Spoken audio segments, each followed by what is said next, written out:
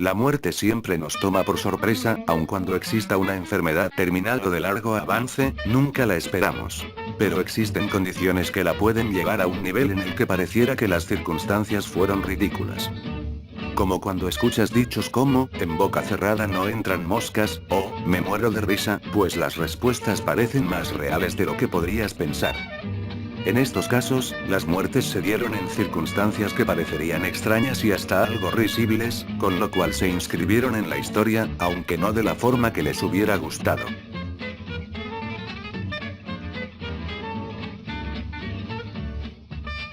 Rodolfo Fierro fue un militar mexicano que participó en la Revolución Mexicana. Nació en El Fuerte, Sinaloa, en 1880. Lo conocían como el Carnicero. Su temeridad lo llevó a la muerte el 13 de octubre de 1915, en los pantanos de la Laguna de Guzmán, Nuevo Casas Grandes, Chihuahua. Se dice que se ahogó, ya que su caballo no resistió el peso del oro que transportaba, aunque es difícil concebir grandes riquezas en un ejército en franca derrota. El cuerpo fue sacado por un cuñado de Francisco Villa, que lo enterró en Chihuahua.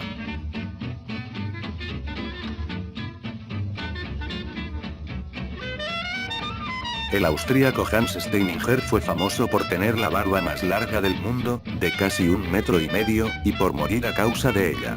Un día de 1567 hubo un incendio en su ciudad y en la huida Hans se olvidó de enrollar su barba, la pisó, perdió el equilibrio, tropezó y se rompió el cuello.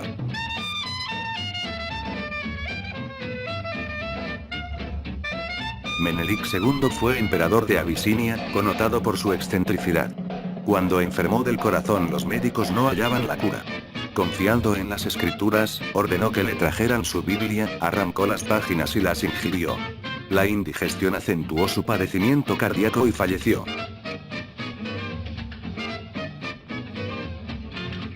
Este pequeño insecto, indefenso, todos pensaríamos, lo único malo que hace en algunas ocasiones es pararse en partes de tu cuerpo y estar molestando, pero hubo un caso en el que pasó mucho más que eso. En 1157, el Papa Adriano IV llega a un acuerdo con el pueblo romano que le permite regresar a Roma.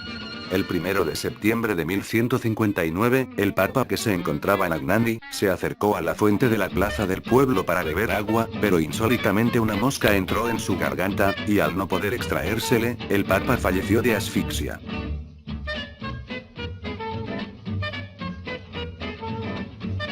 La risa es una manifestación de alegría propia de los humanos, pero en ocasiones puede ser mortal, por lo que la expresión morirse de risa pasa a ser una realidad.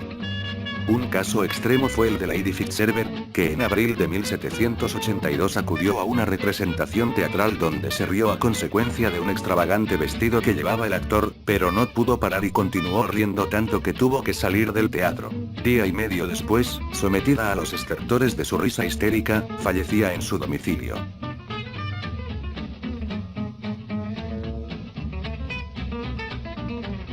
Bobby Leach fue la segunda persona en sobrevivir a una caída por las cataratas del Niágara.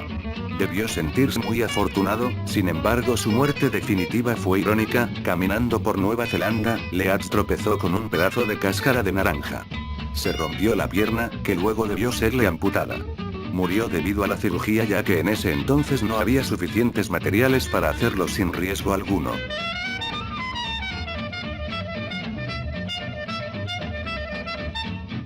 El rey Adolfo Federico de Suecia era un hombre que amaba comer y murió por ello. Conocido como el rey que comió hasta morir, falleció en 1771 a causa de un problema digestivo luego de comer caviar, chucrut, ciervo ahumado, champaña y 14 platos de su postre preferido, semilla relleno de mazapán y leche.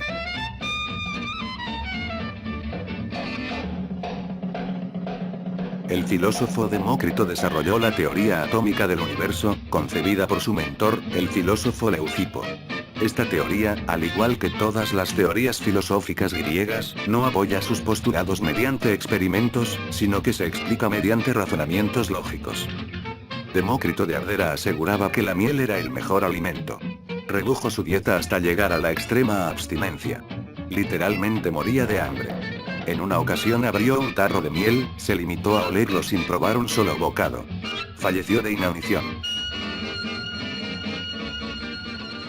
El final de la vida de Houdini se produjo en extrañas circunstancias. Ello, unido a su reciente lucha contra lo paranormal y un extraño reto que había planteado para después de su muerte, convirtieron el hecho de su muerte en algo tan interesante y misterioso como otros aspectos de su propia vida. En octubre de 1926, en Montreal, unos estudiantes universitarios se dirigieron a Houdini mientras descansaba tras haber terminado uno de sus espectáculos. Uno de ellos le retó a recibir unos cuantos golpes en el abdomen, para comprobar si su resistencia física era tan legendaria como se decía. El mago aceptó sin miedo. Sin embargo, antes de que pudiera prepararse adecuadamente, recibió un primer puñetazo muy fuerte de un pelirrojo llamado William Lances, el cual era la estrella de boxeo de la universidad y del que apenas se tienen datos. A este primer golpe siguieron varios más. El mito dice que, si bien Houdini aguantó el envite como un buen actor, estos golpes le generaron una rotura de apéndice que ya estaba inflamado, por lo que también se ha de aceptar la posibilidad de que simplemente recibiera los golpes y en los siguientes días su apendicitis se transformara en peritonitis. Por su carácter, Houdini quiso seguir trabajando durante los días siguientes a pesar de padecer fuertes dolores y fiebre. Finalmente sufrió 2 desmayos en una actuación al intentar escapar de la caña y fue hospitalizado. Tras varios días luchando contra la enfermedad, pareció rendirse ante lo inevitable. Le dijo a su hermano Arden: "Estoy cansado de luchar. Creo que esta cosa me va a vencer". En 1912 el sastre Franz Reichelt, siguiendo los diseños de Leonardo da Vinci y de algunos intentos fallidos anteriores, diseñó una especie de paracaídas que le permitiera saltar desde un lugar alto, descendiendo suavemente a tierra. Para probar su invento, utilizó primero un muñeco que lanzó desde lo alto de la Torre Eiffel, por entonces la estructura más alta del mundo. El muñeco se estrelló contra el suelo, pero Reichelt argumentó que, por ser un muñeco, no tenía la posibilidad de abrir los brazos. Entonces, decidió probar su invento él mismo. Las autoridades de la Torre Eiffel se negaron, diciendo que Reichelt necesitaba un permiso especial de la policía. Extrañamente, la policía otorgó ese permiso, pero, antes, las autoridades de la Torre Eiffel le hicieron firmar un documento que las liberaba de toda responsabilidad si el invento fallaba. El 4 de febrero de 1912 por la mañana, unos cuantos espectadores y agentes de policía se hallaban reunidos al pie de la torre. Además, un equipo de filmación con por lo menos 2 cámaras estaba preparado para registrar el acontecimiento. Reichelt, desde lo alto, dudó mucho antes de saltar. Finalmente lo hizo. Cayó de forma violenta, dejando un considerable agujero en el suelo.